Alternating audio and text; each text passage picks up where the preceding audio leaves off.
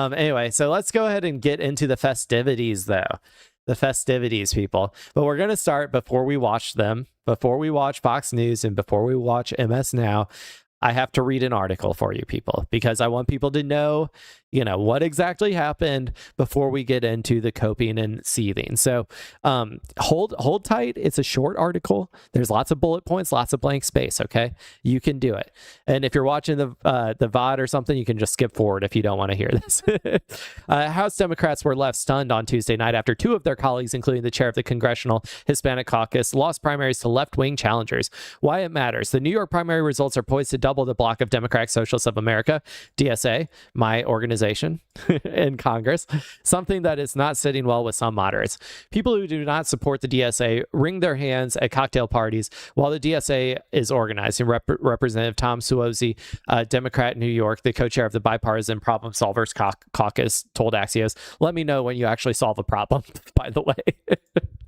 And they're not wrong, but the standard Democrats are not capable of organizing. That's not their goal. They're capable of accepting money from billionaires, but unfortunately, that's not going to win when you have an actual organized group that is going up against you.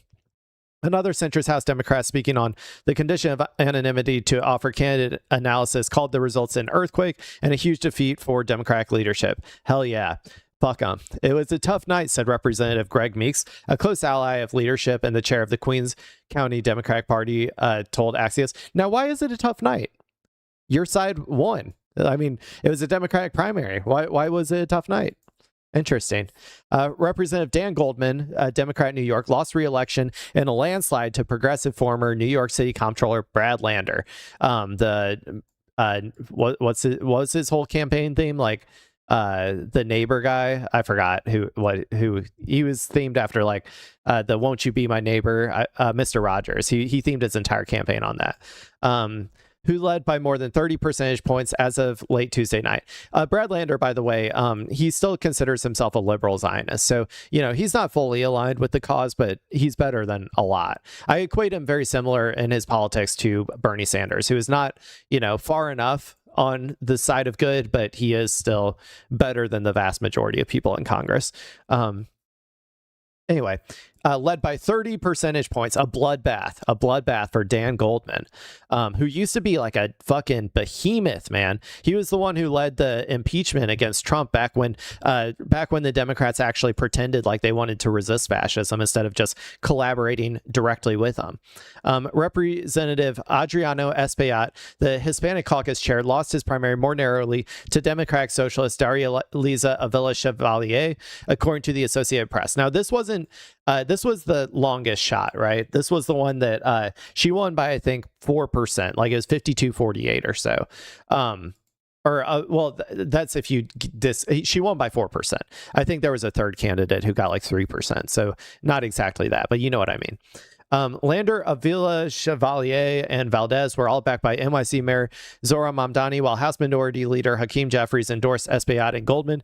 Jeffries also hinted at a preference for Reynoso on Tuesday afternoon, telling reporters the Brooklyn borough president was backed by a coalition of very progressive Democrats and many of the unions that we've worked closely with. These unions are, they need to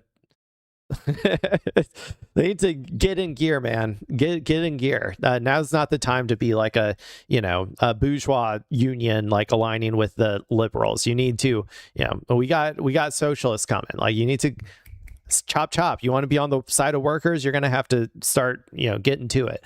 He also noted pointedly that it is the most gentrified district in the nation by far. Not too moderate complaints that DSAers are propped up by young, white, well-educated transplants. Okay, let's see. So this is just more analysis by these people. But anyway, that was basically what I really wanted to cover. Is just who won, who lost, why it's good, why these people suck and they need to get out of office.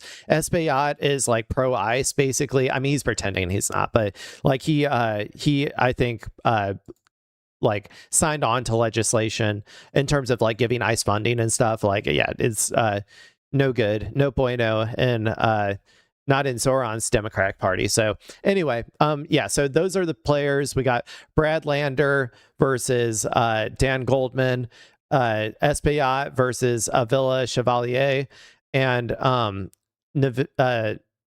sorry, one second. Claire Valdez versus Antonio Reynoso. Where Claire Valdez was the DSA candidate, Avila Chevalier was the DSA candidate, and Brad Lander is not officially endorsed by DSA because he's not a DSA member. He quit after October 7th, but he was still a part of the Mamdani picks. So that's what happened. Now let's get into the good part. The coping and seething. I love it. I can't wait. And you can't wait either. So let's watch this Fox News video. It's called Socialist Sweep. Mamdani-backed candidates win big in New York primaries. Here we go, people.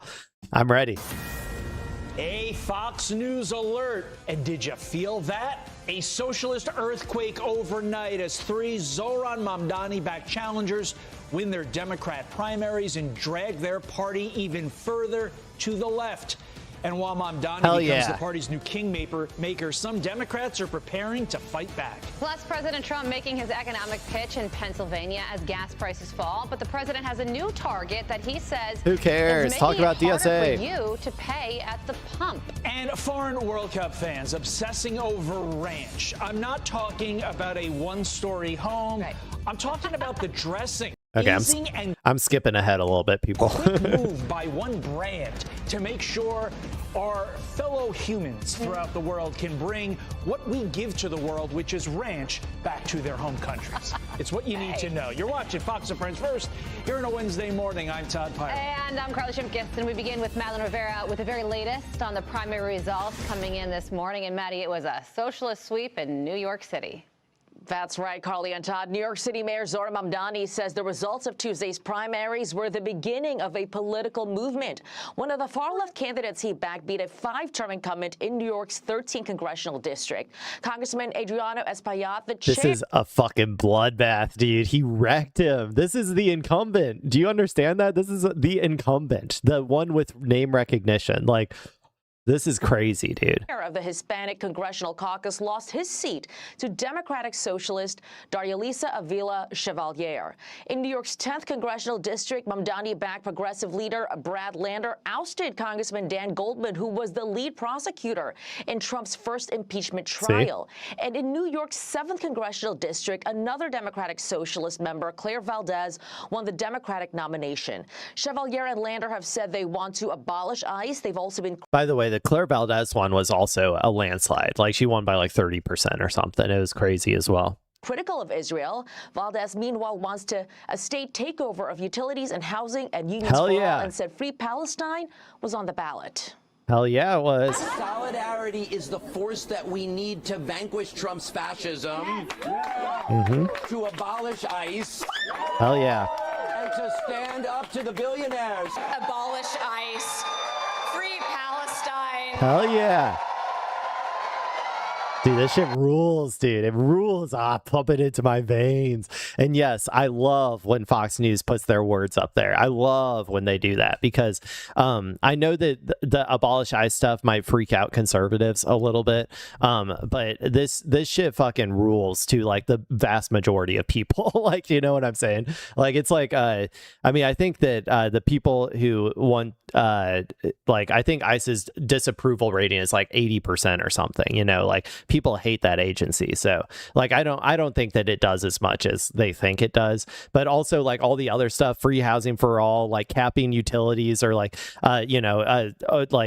government owned utilities as opposed to these shitty ass companies that don't do fucking shit for them.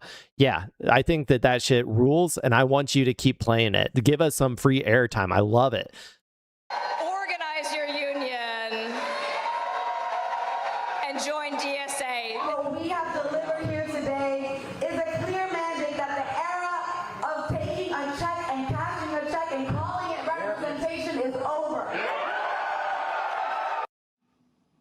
Outside of the Big Apple, South Carolina's State Attorney General Alan Wilson will become the Republican nominee for governor. President Trump initially endorsed Wilson's opponent, Lieutenant Governor Pamela Evette, and she did finish first in the primary election. Brief side quest to do the Trump endorsements, I guess, on this one. The president then decided to endorse Wilson and Evette in the runoff. I believe he recognized what we've been doing for the last 10 years to support the things he was trying to accomplish. I'm going to skip ahead to the DSA portion again. I think it's about here. I want to thank you, Mr. President. And in Utah, former Congressman Ben McAdams is on track to return to Congress after winning the Democratic primary in the 1st Congressional District. He beat several progressives in the process, including one backed by Senator Bernie Sanders. Calling it out. All right, what a night. Madeline Rivera live for us. Maddie, thank you so much. All right, staying on this very topic, New York City Mayor Zohran Mamdani propelling 3 New York primary candidates into the midterms, giving the progressive wing of the Democrat Party a major boost. This is your victory. What you all have shown this evening, whether for state assembly, state senate, or Congress, is that a year ago, it was not the end of a political movement. It was the beginning. And let's hear it for a politics that will never forget working people. Hell yeah. Dude, okay, this is what's amazing about Zohran, man. I mean, I always knew that Zohran was incredibly talented, right? He's an incredibly talented politician, but he's also a real one, okay? He's a DSA member. He is a person who believes in the actual cause. And so, what he did here was this is something that is so unheard of in like normal politics, is he expended political capital for a cause, not for money, not for donors, not for entrenched neoliberalism or whatever, like he did it for a cause that he believed in, and he expended it like I don't know, it's so unheard of, and people are not used to seeing this, and it's breaking a lot of like media people's brains when they try to cover it, because they're like they can't even understand why he would do this, because they're not used to politicians having an ideology that isn't like perfectly aligned with capital, right? Or perfectly aligned with donors and stuff. And so yeah, I don't know, man. This is just awesome. He's doing great. We need every single person, that every single little mini Zohran, like these people that he puts into office, like you see what Zohran did by getting just him in there, right? Like each of these people can help do this all across the country. Like every single victory, it compounds on itself. It's exponential. And you have to be ready, by the way. You have to, like, I want people to understand, you have to be ready to organize. You have to be ready to, like, because I think once this ball gets rolling, like I think that it'll roll pretty fast. And so I'm just letting people know, like, you should, if you can, if you're inclined to go join your local DSA, or if you don't have one where you are, to start one. Like I couldn't encourage it more. It's been great. I'm a DSA member. I love going to the events and stuff. I love the camaraderie that comes with it. I love meeting people, and I love but then I also, the biggest thing is I love feeling like I'm making a difference. And when these victories happen, we get to take a little victory lap and sit in that feeling. I think that it's incredible. And Zohran was kind of the inflection point, I'm pretty sure, of when this thing is going to, like, in the future, like when we look back on it, I think we will see Zohran's election as kind of the inflection point of when the Democrats finally lost their party to people who are actually pro-working class, and ending the Clinton neoliberal hell that we've been living in under the Democratic Party for so long. For a politics that is ready to write a new chapter in our party's history. Conservative Partnership Institute Vice President Rachel Bovard joins me now. Rachel, thank you so much for joining us. It happened last night. And all these socialist candidates believe in Medicare for all. They believe in abolishing ICE. They believe that Israel is committing genocide in the Middle East. They just keep playing our best numbers, man. They just keep playing them for free on fucking air. They keep blasting out all of the best policies that we have right into the ether for all of these boomers. Now, granted, like I said, the boomer audience that watches Fox might not, they might not like that, right? But the average, working class individual hears that and goes, "Oh, okay, I want some Medicare." You know what I'm saying? Like that's what like the average just like non brain addled like Fox News boomer I think would think when they hear that. Even conservatives, because to conservatives, these Democrats don't sound like the Democrats that they're used to. They sound different. They sound, number one, they have trust. Like they sound like they actually stand for something because they are going against the typical Democratic Party line. They're even fighting against their own party in order to change it, right? You could think of it a lot like what Trump did in order to, like Trump, whenever he got elected, he mobilized a large coalition of not just normal like voters, not just normal Republican voters. He got a lot of independents and even some, Democrats and stuff to like be like, well, I mean, we can try something like this or whatever, like I think that DSA candidates and Zohran Pact candidates and all of that sort of stuff will have that exact same like reverse appeal when it comes to conservatives and like those people who wouldn't traditionally even like look at the Democratic Party.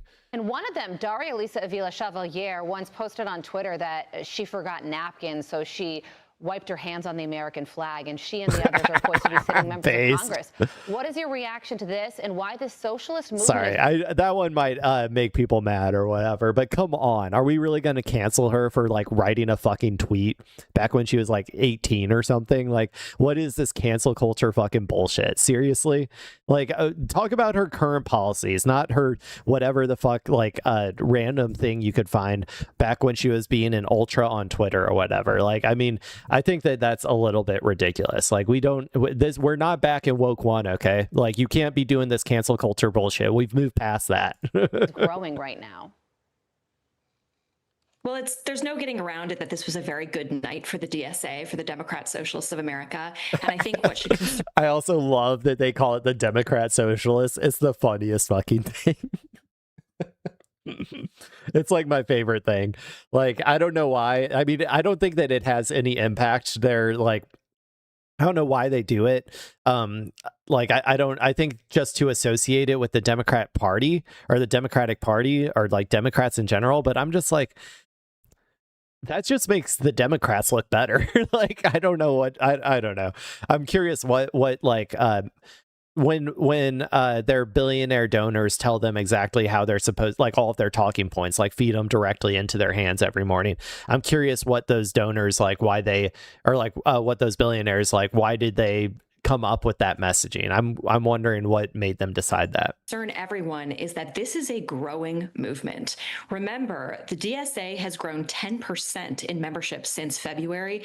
They have been it's about to get even bigger at the local and county level in red states like Arizona, Kansas, Iowa.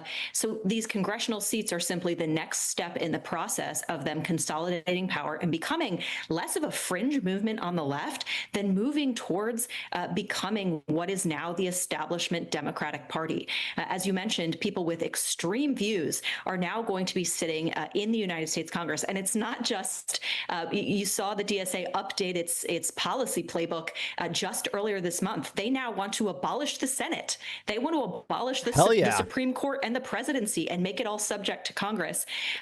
Okay. I mean, I didn't even know that those were all in the DSA thing, but like, yeah, the Senate fucking sucks, dude. Okay, people out there, even conservatives, if you're listening, you do understand why nothing gets fucking done, right? Like, it's because we have a million choke points throughout our entire democratic process. And the Senate is one of those choke points where you need a fucking like 10-person majority if you ever want to pass fucking anything because of our stupid ass filibuster law. It's insane. And it stops every piece of legislation that could ever possibly be seen as good. And same with the Supreme Court. It's another choke point where it's like, I guarantee you, if we enacted legislation that made it like actually that actually improved your life in some way. Let's say we said like, like let's say we finally enacted Medicare for all. Everybody gets on Medicare, the most popular program in America, and you finally have healthcare, right? You finally have free healthcare at the point of service, and you just all you have to do is just keep paying taxes like you do today, right? Like let's say that happened. The Supreme Court would strike it down instantly because, again, another choke point. Like these institutions are not working. They are not working for us, and I don't necessarily know if we need to abolish them, but they need to be substantially reformed, for sure. I'll have to look into like the DSA official line. This is also Fox News framing, so they're going to try to make it seem as extreme as it possibly can. But I'd have to look at at the website to see what if that is like official policy or not from a DSA perspective. They want to abolish the Supreme Court and the presidency and make it all subject to Congress, in addition to a whole host of other things. The other thing also is that I think it's to try to get the people's say to have more weight, right? I personally don't like judicial review. I don't like that if Congress passes something that the courts can strike it down. I think that's undemocratic. I think that if the people say that they want something, then it should be out there, and who gives a shit what the courts think, right? Like, and then when it comes to like the presidency, I don't know what they're talking about there. Honestly, I really don't. That they've talked about for years, like borders aren't real and all of these crazy proposals. Borders aren't real. This is something that can't be laughed away. Mayor Mamdani can rightly, at least after tonight, claim the right as kingmaker of the left. And for establishment Democrats, you break it, you bought it. They had time to push this movement into the fringe. They didn't. The time to say no to it was when they said borders aren't real and America is racist and Israel and the Jewish people are the source of every problem in America. They did not do that. So now, see, here's the thing. Why the fuck would we listen to you? This is what I'm saying. I think that they know that these people are harder to defeat. Like these DSA bad candidates, they know that these people are harder to defeat. Fox News would not willingly give good advice to the Democrats.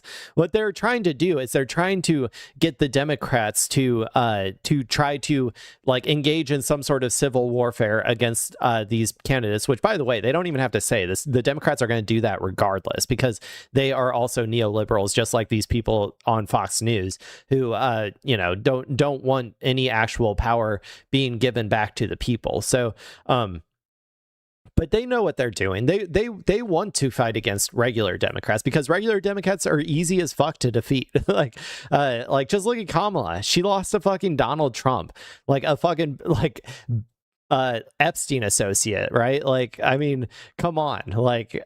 It's ridiculous. It's ridiculous to think that these people have actually any they actually in any way care about the Democratic Party. Everything that they say that the Democratic Party should do or whatever, if the Democrats were a party that wanted to win, then they should do the exact fucking opposite. Hakeem Jeffries, the leader of the Democratic Party in Congress, is going to have to deal with these people who now represent, in many ways, the face of his party. Yeah, and he ain't gonna deal with them. They're gonna deal with him. That's what's gonna happen, baby. A lot of people say what happened last night, it took place in New York City. No surprise there, but. These three candidates that win, they give the socialist movement more messaging, more power there. When they get to Congress, they're going to have committee assignments and just become overall more visible. And it sounds like what you're saying is with these three races and the local elections that are taking place that aren't getting as much attention, that there is a real movement here that could impact politics on a national scale. Yep. That's exactly right. I don't think, for a long time, we've shrugged and said, well, it's just New York, it's just these blue states. As I mentioned, we now have Democrat socialists, elected officials sitting in red states like Arizona, even in Texas, in Iowa, in Kansas. See, and you'd think, right, according to you, how did that happen, right? How did that happen? They're so radical. Why would the conservatives that live in these red states, why would these rural people who live in these red states decide to vote for them? Maybe because they like what they're fucking hearing. These are county seats. But yeah, keep it up, Fox News. Like I said, keep blasting out like all of our W's all across the world. Tell them all of our policy platforms. I dare you to. Please do it. Please keep doing it. These are local elections. And what happens after that are these federal elections, are these federal seats. You just saw a Democrat Socialist candidate win the Democratic primary in Maine's 2nd district, which is a district that Donald Trump won by 10 points. I mean, they are making inroads in, all across the country. Again, what did I just say? I think that these people have real mass appeal across the aisle as well. The way that they message, the way that they talk. And that's another example of it. Like, you're just validating all of my thoughts. Like, you're literally in real time validating all of my assumptions. Country. So I do think this is something that the Republican Party, the institutional right, needs to grapple with. The left should have done it a long time ago, but now this is who they are. And I think that the establishment Democrats are going to have a hard time controlling them. Hakeem Jeffries has a lot to work to deal with, because these are not members of Congress who are going to be deferential to the establishment Democrat way of doing things. They're going to get on committees. They're going to do what they want. So buckle up, Democrats, because there's a lot coming at you. Well, Democrat Mamdani said that the Democratic Party needed change, and last night that is certainly what happened. We'll see how that change translates when it comes to every state. Unto every state we will give a Zohran. Okay, every state will get a DSA mandated Zohran in a position of governance, and whether these red states like it or not, they are going to get health care. They are going to get, lower housing costs. They are going to get lower utility costs. They are going to get bans on data centers. They're going to get, free college at public schools or at public institutions. They're going to get Medicare for all. I might have already said that one, but that's a big one. So I'll say it again. Yeah, they're going to get all of these things. Everyone's going to be allowed to join a union. No union busting. They're going to, all of this stuff, that the unions, like what your grandpa had back in like the 40s or whatever, a real, actual strong union. Like, you're going to get all that shit whether you like it or not. I'm sorry. We will assign a Zohran to every single state, and you are all going to get all that shit, and you're all going to fucking like it.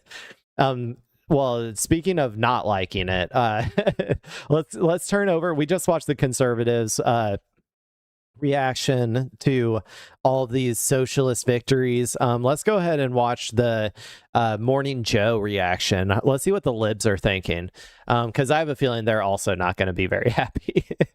I mean, that how they say like liberal tears or whatever. Yeah, I can get behind that too. Every once in a while, I can drink some liberal tears. Oh, the Democratic Party is so far left. I actually saw one guy who's fairly respected have the nerve to say, oh, well, this just proves that if you're in the Democratic Party, you have to be crazy to win. I'm thinking, wait, this from Trump's MAGA Republican Party? But, they're going to focus on New York City, and they're going to ignore the admiral winning in South Carolina, a woman who's committed her entire life to protecting and defending the United States of America. They're also going to ignore a woman just up the road that's going to be running against Mike Lawler, who was a Bronze Star. Well, so far they haven't been that hostile towards the DSA. But we'll see. We'll see if they end up being. But I'm pretty proud of them so far for not instantaneously just shitting on all of them. 3-time was awarded the Bronze Star 3 times. She was special ops, one of the first women to ever lead. Oh my God! Special ops units. Another girl boss. Another girl boss war criminal. I don't know if we need another. Afghanistan and Iraq, had 6 tours there. A bona fide war hero. And this is, I gotta say, this is what the Democrats are proving themselves really to be really pragmatic. If you look at what they did last night, New York City, they go far, far left. That'll work for New York City. In places like Lawler's district, which is a swing district, South Carolina, 1 swing district, finding these military heroes, much like they did. They're wrong, though. They're wrong. Those candidates are not going to be as good. Like, if you just pluck some like CIA-backed shill or whatever, like, and throw them into the race, like, they won't do as well as an actual DSA member. Because here's what a lot of people don't understand: when you run as a corporate-backed, like donor-backed politician, right, you are essentially just playing on hard mode. You are putting like real restrictions on what you are allowed to say or not say, in public. That is basically what happens. Like, you're not allowed to say that Israel's committing genocide. You're not allowed to say I want universal health care. You're not allowed to say I want public ownership of utilities, right? You're not allowed to say so many things that would get people like would get people to want to vote for you. You're literally just hamstringing yourself. So then when you have to do that against a Republican who's not going to play by those same rules, like, they're going to say whatever the fuck they want, because like they're like, I guess I would say, like, yes, they're still not going to say like, we want to give people health care, or we want to give people housing or whatever, because that's not what they ever say. Like, that's not a part of their policy platform. Their policy platform is like, how am I going to take all of your animosity and focus it on trans people or whatever, right? Like, that's like their policy platform. And so they don't have to play by those same rules. They can say whatever the fuck they want. And that's what makes it so much harder for these corporate-backed politicians to actually win. They also have a hard time distinguishing themselves from the Republicans because they essentially are just like Republicans. They're Republican light. That's what a lot of these corporate Democrats are. With the New Jersey race, Mikey Sherrill, and in Virginia, Spamberger, while they were electing a socialist in New York City, Mamdani. It worked then. We'll see if it works this fall. Yeah, these are congressional races. These are not statewide races. So it's not terribly surprising that someone to the far left won the Upper West Side or won areas of Brooklyn. It is impressive that Mayor Mamdani, in his short term in office, was able to sort of bless these candidates, and some of them winning. I feel like they're really changing their tune today. That I don't think that these people were expecting this at all. In fact, I think they were all gearing up for the like, I don't know if people watched the whole buildup of this, but a lot of these places were building up the we told you so. Like, they were arming and they were reloading the I told you so cannon. Like, and they were really pumping it. They're like, well, this means a lot for Zohran. This means a whole lot for Zohran. If these people lose, that could really set him back. Like, they were prepping everybody for that. And that is what all of these people were expecting. But they were not expecting this. And so I think that I don't know. I think right now they're hiding it. I think that they're a little bit upset, but you know what? They're actually being pretty good right now, playing pretty nice. So I'll give them, the Clay Gold Star of the day for Morning Joe. Overwhelmingly, and unseating incumbents. Dan Goldman losing by 30 points in his district. The incumbent and Congressman Espaillat, who is a major figure in congressional Hispanic caucus, the leader of that caucus as well. He was unseated in a closer race there. So, yes, as the New York Times says this morning, Mamdani showed he can be a kingmaker. But to make this a national story and not look at what you just discussed, which is the race up in Westchester County, where Mike Lawler is going to have a tough fight because a lot of the support he's shown for Donald Trump, and in South Carolina and other places where it turns out, Jonathan Lemire, in specific congressional districts, Democrats pick candidates that they think can win. In this case, in New York City, some of those were socialists. Yeah, I mean, Democrats feel good in recent cycles since the 24 disaster about finding the right candidates for the right races. I was talking to some Democrats yesterday who reminded... They're really leaning into this ideology, man. This ideology with no proof that it works. In fact, I think there's been pretty demonstrable proof that it's failed, like, consistently throughout the years. This idea that you have to tack to the center in order to win in these locations, man. I just think that those other primaries, they weren't a focus, right? They weren't a focus yet.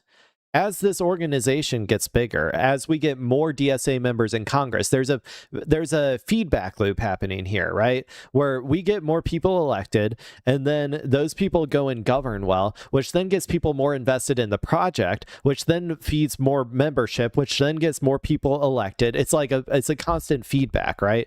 Eventually, we're going to come to those red states too, and we're going to, like I said, give them all healthcare and give them all lower housing costs and ban data centers and all that shit.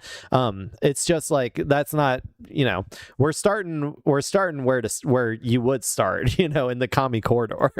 Us, as we look towards this November, the success that Democrats had running moderates for the governor's races in New Jersey and Virginia. They won both. But yet, and we're seeing the same there in South Carolina. They feel very bullish about a lot of races coming up this fall. But yes, it's not a one-size-fits-all solution. And in New York City, certainly that's the story here, is Zohran Mamdani, in his early days in office. And also, let's just wait. Let's see what happens in Maine. With Plattner. Let's see what happens in Michigan with Abdullah Sayed. Let's see. We'll see what happens. I mean, what's their pivot going to be? Where's their goalpost going to shift after that? I wonder. They're going to be like, I don't know. Like, yes, it works in purple districts, but it doesn't work in like the deep red or the deep south or something. Like, I don't know. I just don't know how many more times they can shift this goalpost before it becomes absurd. Office having significant coattails, being a kingmaker and picking off. You're choosing, Joe, to use his political capital to pick off some incumbents to put in some of his sort of like-minded fellow travelers, more to the left than others. I mean, Dan Goldman has a record that a lot of Democrats pretty happy with the exception of some of the support for Israel in the months after the war. And also, there's also here in New York, there's sort of the Latino political machine also showing its age. I think that's part of it as well. That's a subplot to what happened here. But no doubt, what worked in New York City, Democrats aren't trying to replicate it other places. It's not one size fits all. Well, and being anti-Israel everywhere will be popular. Let's be absolutely clear about that. I think everybody understands that at this point. There's no way. I think it's almost impossible at this point to be a pro-Israel candidate in a Democratic primary going against a vocal, outspoken anti-Israel candidate. I don't know if anybody can show me any evidence of of that working. I know Richie Torres won last night, but I don't know if was he. I thought he was like unopposed. Who is he going against? I don't know. Yeah, a lot of things going on here. And Jonathan, we're going to have you put on your daily news hat here. I personally thought when Mamdani came out and endorsed all these people, I thought too soon. Because even if you win in those cases, and he did, and he should be saluted, it's extraordinary political machine there. And he's going to build a lot of power as a kingmaker in New York City. A lot of scar tissue when you're mayor of New York City with a lot of people, even if you win those races. But he's proven himself to be a brilliant political operator. I'm sure he'll sort through that. I just hearing a lot of people talking about the anti-Semitism in New York City, and last night proved the anti-Semitism in New York City, and this is Mamdani's fault, this is so-and-so's fault, this is this left. No, it's not. It's really not. If you want to blame anybody for what happened last night, in my opinion, if you want to blame anybody, Jonathan, I think... Why do we need to blame anybody? What happened last night was glorious. It was magical. Okay, I think they're starting to maybe get a little bit more, we'll see what he says here. But it feels like he's starting to ramp himself up a little bit into a classic Joe Scarborough meltdown. But we'll see. I don't know. I'm not in the business of making predictions. Okay. This is this left. No. It's not.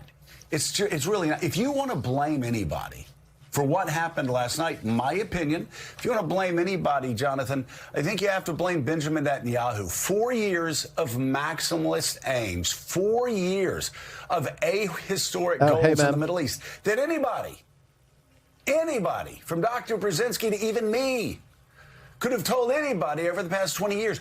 It's not going to work. And I've said it all along. There's always blowback in the Middle East. The idea that you're going to be able to brutalize children and women in Gaza with bombing that looks indiscriminate on TV. Where was this energy like 2.5 years ago, man? Like, seriously, Joe Scarborough.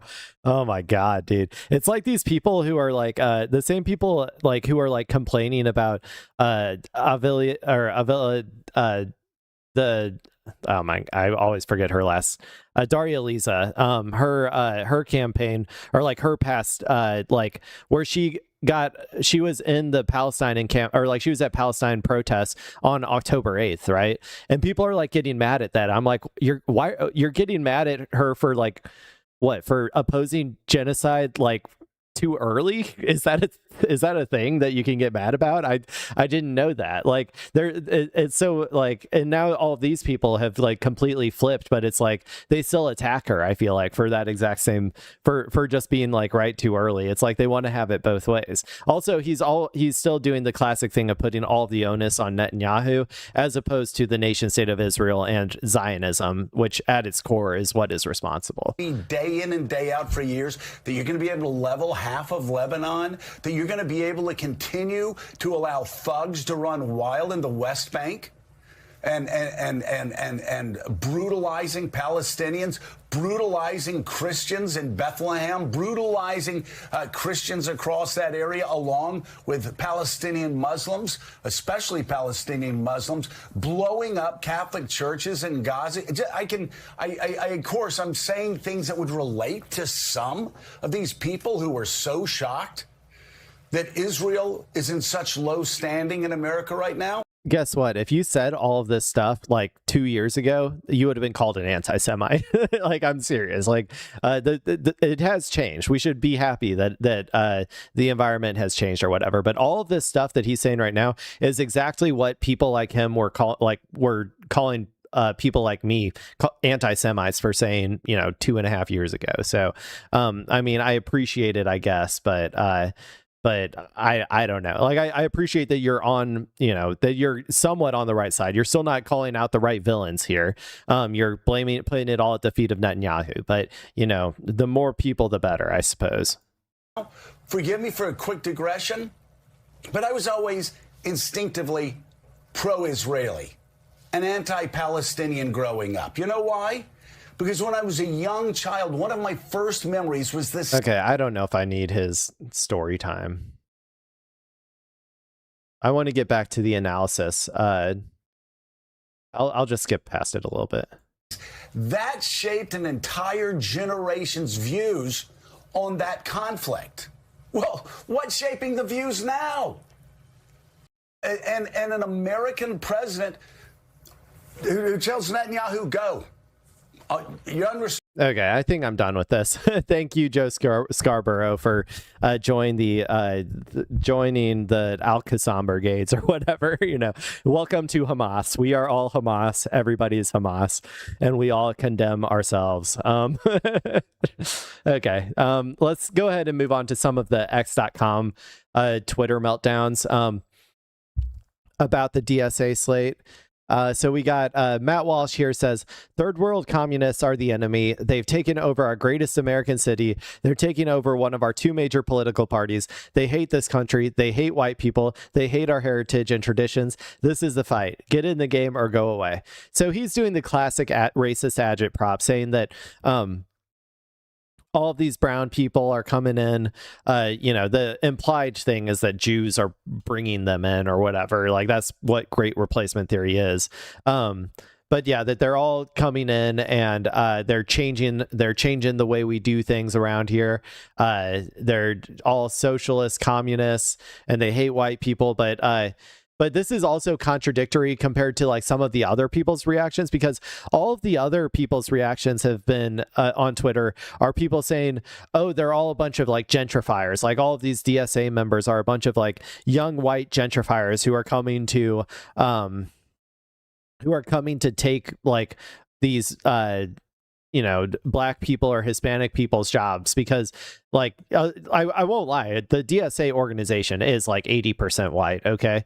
It is. However, I want you to take a look at like the slate here. Like, look at this. It's all brown people, almost all brown people. Like it's like whether you I understand that it would be nice to have a more diverse group in DSA. I think that that's something that we should always strive for. I think that like black socialism is a necessity, especially in America, if we want socialism to ever succeed. And like some of the, people at the forefront of like, the previous forms or like the previous movements of liberation and socialism were black. And I think, as our membership becomes more pronounced and stuff, I hope that we will get more black and brown people in our ranks. However, we are clearly, uplifting a lot of black and brown voices, in who we're choosing to elect. But anyway, so it's like they can't seem to decide whether we are a bunch of like white gentrifiers who are taking power away from black and brown people, or whether we are a bunch of black and brown people who are taking over taking over the country from white people. And Crystal Ball says Republicans are deeply divided over whether to blame brown people for DSA wins or claim only privileged white people support these candidates. Disappointing lack of message discipline. And the thing is that it doesn't really matter. It's both at the same time for these people. Whatever suits the narrative. Like, I mean, it's easy for us to point out the hypocrisy that like half the people are saying that DSA is a bunch of like white people who are taking the jobs of black and brown people, and the other half is saying it's all the black and brown people are taking over the jobs of all the white people. But in the end, it's all doublethink. It can be whatever they want in their brains. Like depending on what they need for the narrative. So it doesn't necessarily matter to call out things like this, but it is kind of funny. And also we get to watch Matt Walsh cry in his little diaper. For those unaware, I think he has like a diaper fetish. Let's see what the ogre himself has to say. The only Democrat in the Senate who still has a spine didn't mince words tonight, calling the rise of the DSA and NYC the dancing days of the dirtbag left, and calling out Mamdani for grieving over a Hamas sniper. Let's see what he has to say to this, because to me, this represents... And he's in his favorite little hug box, here at Fox News, where they all tell him he's a super smart guy. And those people who are saying that he's brain dead, they're all just lying, that you're super smart. We need you to keep coming back, and we need you to keep pumping Republican and MAGA talking points. Please, the one reasonable Democrat, the one with the brain injury. To this, because to me, this represents nothing of the old Democratic Party that we once... Oh, yeah. He sold a stuffed animal of himself in a diaper. Let me see if I can pull that up real quick, actually. Matt Walsh, diaper, stuffed animal.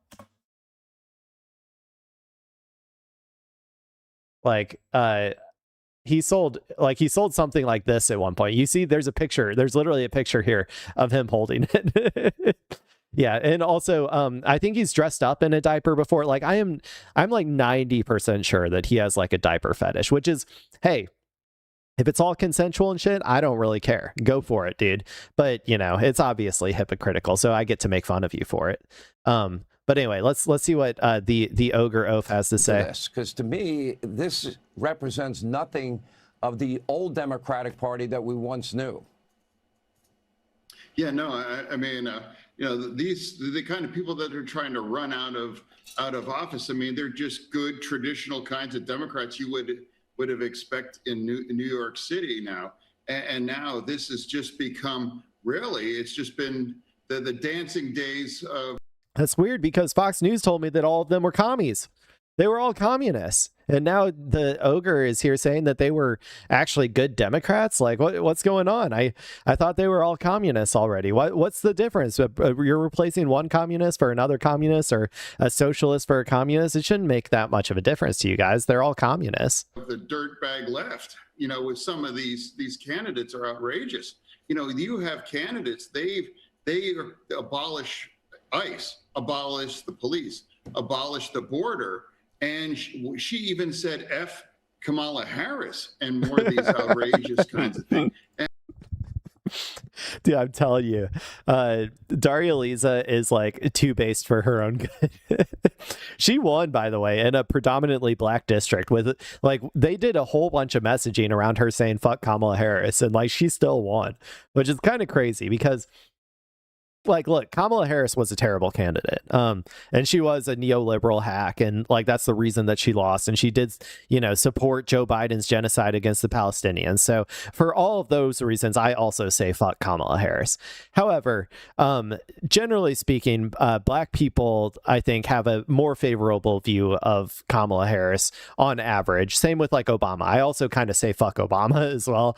But like, I think that in general, black people still have a relatively favorable view of both of those individuals, and the fact that she still won despite those like vicious attack ads is kind of crazy. And then you have like Mamdani, He was Mamdani. grieving. Hamas sniper was killed by Israel just the other day, and he was grieving that. I mean, these are an emerging, the full pro-Hamas wing. You know, a lot of these candidates that very likely are going to win tonight just declaring a war on just regular Democrats. See, I wouldn't say that I'm pro-Hamas, but I would say that Hamas is less evil than Israel. Like, come on. It's not even close. Okay, let's see. We got Ben Shapiro. Last night, a bunch of candidates who literally despise America won in NYC. Establishment Dems who live in fear of their radicalized base will cave to them. By 2028, people who hate the country and wish to destroy it could be in charge. Wet ass P-word. Was that okay? I'm trying to get better at doing voices. I don't think that I'm the best at it, but I'm trying to get better. Yeah, cry harder, bitch. That's what I have to say to you. We got Letitia James, lawfare recipient Letitia James, or double house haver, second house haver that she filled out paperwork wrong. Letitia James. New York Attorney General expressed frustration with New York City Mayor Zohran Mamdani for endorsing a group of DSA or Democratic Socialists for statewide races following his victory last November. Some of the candidates that he has supported are individuals who do not understand the politics of New York City. Apparently they do, because they fucking won. Apparently you don't understand the politics of New York City. The cultural differences from district to district, who have not been part of the history and the struggle of some of these districts and are relatively new to the body politic, James told CNN. Look, there wouldn't be so much space for Democratic Socialists if the Democrats were actually showing that they were going to resist fascism. Like, if Democrats were doing their fucking job and actually resisting the Trump administration's fascist agenda, then there wouldn't be so much space for Democratic Socialists. Which is this is all, we're just taking the opportunity that you guys left. I mean, that's all there is to it. If you don't want this to happen, well, then govern better, and govern for the working class, and fight back. Actually fight. Don't just roll over and die. The New York Attorney General said some of the Mamdani-backed candidates don't understand the issues of race and class per the outlet. Mamdani's influence in New York elections was President... Let's see. James said other political colleagues have expressed that they are disappointed in Mamdani's push to change the party. Ass sucks to suck. All of us are a little frustrated with the Democratic Party, but you don't blow it up. That's what MAGA has done, James told CNN.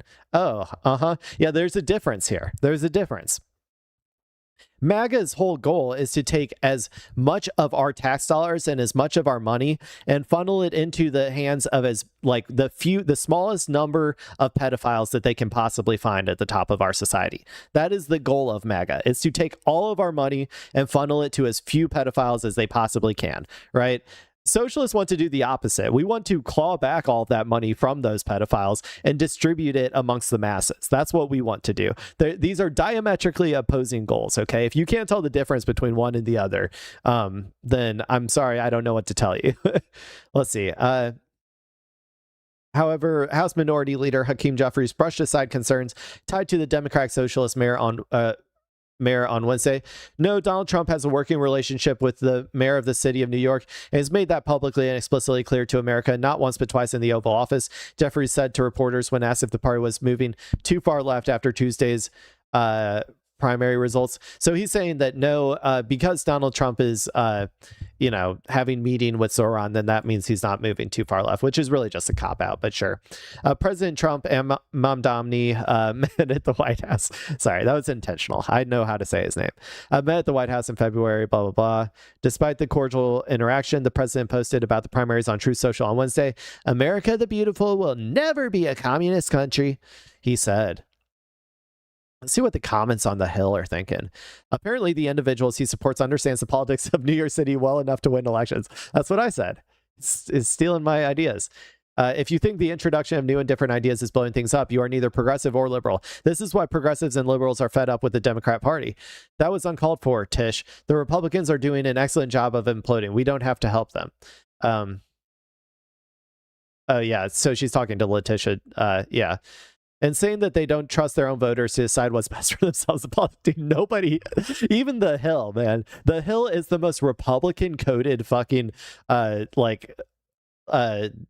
organization, or like news organization, that like I don't know, it's incredibly Republican coded, and like even all of them, like they're like I mean, I guess maybe there's some liberals who read it as well. It's like classic liberals and Republicans. But yeah, that's crazy. Let's see what else we got. We got a Zohran. Let's just go ahead and listen to him real quick. This win is incredible. Darya began a campaign where she was up against every possible set of odds, and she pulled off a victory that is helping to rewrite politics in our city and in our country. She is someone who brings a clarity, a conscience, and a conviction to a politics that has often been missing those things. And in a city and in a district that has been so desperate for leadership when it comes to putting working people back at the heart, she will deliver that. And it was an honor to be one part of this incredible campaign and to see her win alongside Brad Lander, Claire Valdez, and every single one of the state legislative candidates that I had the privilege of supporting. It shows that last June was not an anomaly. It was not an aberration. It was the beginning of a new kind of politics. And I cannot wait for what that next chapter is going to look like. Oh yeah, dude. He's a real one, man. It's crazy having a real one in there. Someone who actually wants to govern effectively. This win is incredible. Who wants to govern effectively for the working class and not just a neoliberal hack who's just going to collect paychecks every day. It's crazy, man. It's crazy. Let's see. NYC Mayor Zohran Mamdani spoke with Dropside News after all three of his endorsed congressional candidates swept their primaries Tuesday night. We already know all that. Pro-Israel and dark money groups spent a collective $8.4 million across the three races against Mamdani's endorsed candidates and lost all three. Get fucked, AIPAC. Get fucked, pro-Israel lobby. Keep spending it all, man. We will, just throw that all that money. If you want to spend it in Democratic primaries, you're literally throwing it into the void, okay? And we will accept it. Just like throw it into the void. We will incinerate it for you. Keep trying. I mean, don't keep trying, honestly. Like, I do think that it still has some impact. I don't want to lie too much, but I don't want to say like that it has no impact. But it is getting harder and harder, and they have to spend more and more. That it's making it like unfeasible for them to actually do this for all of these Democrat primaries across the country. And then we got to talk about Hassan a little bit too. Hassan has been putting in the work, man. He has been putting in the work. He has been going to New York. It feels like every fucking week at this point. Like every Saturday, he just flies to New York and stays there for a couple days. But yeah, and he did a phone bank for Darya Lisa that I think called 90,000 people. 90,000 people. He got 90,000 people on the phone, and according to their statistics, or like the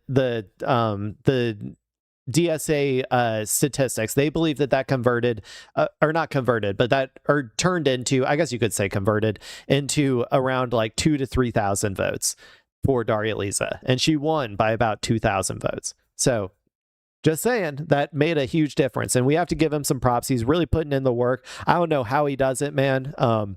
Like that much time going from place to place, traveling that much, I don't think I could ever do that. So I'm going to give him some laurels here. Keep it up, Hassan. We appreciate it. And finally, the work is not over, everybody. There's still more DSA candidates, more DSA primaries that are Democrat primaries that are going to happen. And here is one that is upcoming. This is Milat Karos for Congress in Colorado first. It says this is the speech that won a 63% of the vote at Denver County Assembly, beating DeGette for the first time in 30 years. A better world is within our reach, so let's honor the organizers and dreamers that came before us and build together. Let's watch it real quick.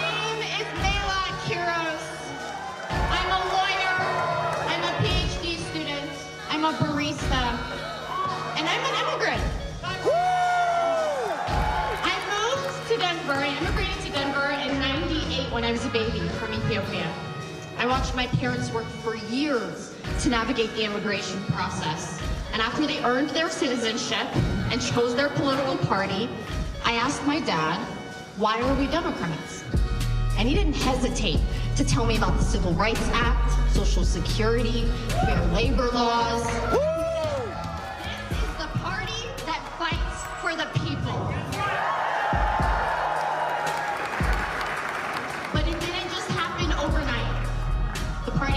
wake up and decide to do the right thing, it was pushed by organizers, by dreamers, by people who refused to accept the world as it was.